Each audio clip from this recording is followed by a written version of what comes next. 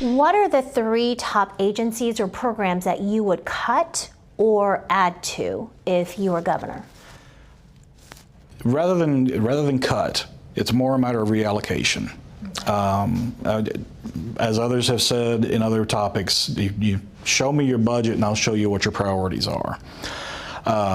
Of course, one of the big talking points here lately has been the defund the police. I've said from the beginning, I'm not an advocate of defunding them, I'm an advocate of reallocating the resources. What I feel that we've done over time is we've simply taken all of the problems of our society and decided, well, we're simply going to criminalize it, and then we're going to put that burden on the police and on the court system and on the prison system, and that's going to be our solution. So we end up with a police force that's overtaxed and doesn't actually have the training or the capacity. Honestly, that's it. It's the training and the capacity. A person in a uniform with a gun is not the right answer to every situation. And so I know here locally, I know like in Little Rock, they've just recently hired on a social worker to try to do that kind of outreach and be able to access more solution-oriented answers. And the other one, of course, being the opioid epidemic. And once again, we've taken people who were left behind by our system. When you look at addiction, one, of course, there's a problem with the overprescribing.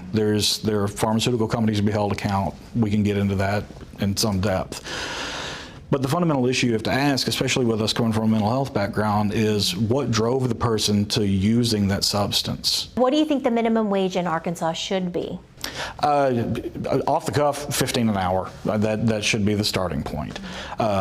When we get into the discussions of minimum wage or anything like that, the actual issue that you're talking about is economic freedom. So really what we have to look at is what is our quality of life here in the state? You know, somebody always wants to make the argument of, well, you shouldn't go flip burgers and make $15 an hour, you're untrained. Well, the job market was designed to where a job was supposed to be able to provide you with basic living. You should be able to provide for yourself, your home, your family, your domicile. Our income simply hasn't kept pace with inflation over the years. So, tying those two together is a no-brainer. You need to actually increase. And the other thing that people tend to forget about is that if you increase wages, you inherently increase tax revenue.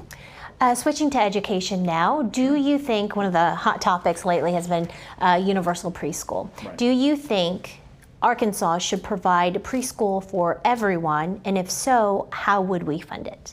Yes, absolutely we should. And how should we fund it? However we have to. The long and short of it is, again, it's a matter of how do you make it a priority? Well, we need to, again, go back to, well, where is our spending going? Right now we're looking at 70% of our budget is going towards education. And a lot of our facilities are, despite having fabulous exteriors and everything else, they're under-equipped. You have students who can come out of high school in a well-to-do area that have trained on equipment that is better than what they are moving into in the college, which drives them to go to college out of state, which is simply, shooting ourselves in the foot. So looking at, where will we get the funding? It is seriously, it's wherever we need to, because it's something that needs to be done. What about the other side? College education. Should college education be free for all Arkansans? That one's a little bit trickier. One thing, and it's kind of the first chance I've gotten to address this, is I think that the discussion of college education versus trade school is a distinction that we need to almost stop making. Whether you're going the college route or the trade school route, it is preparing you to engage as an adult in society. It's preparing you for work in whatever manner you want to do. And over time, we've allowed the narrative to shift to value one over the other. And what we've seen as a result, and this has been over the course of decades, is manufacturing jobs being shifted away, having to outsource for the manual labor, for the skilled trades that are required. So I think that we need to actually kind of marry those two back together to where it is a viable thing. You need those skills in a society and as a person to function. But as far as making college free or anything like that, I am an advocate of free college education.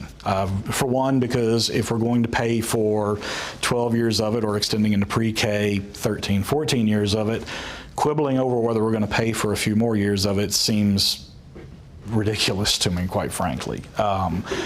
You always historically see a higher return on investment from education than anything else. So to say that it's wasteful is to literally ignore the fact of it is always going to end up a net gain.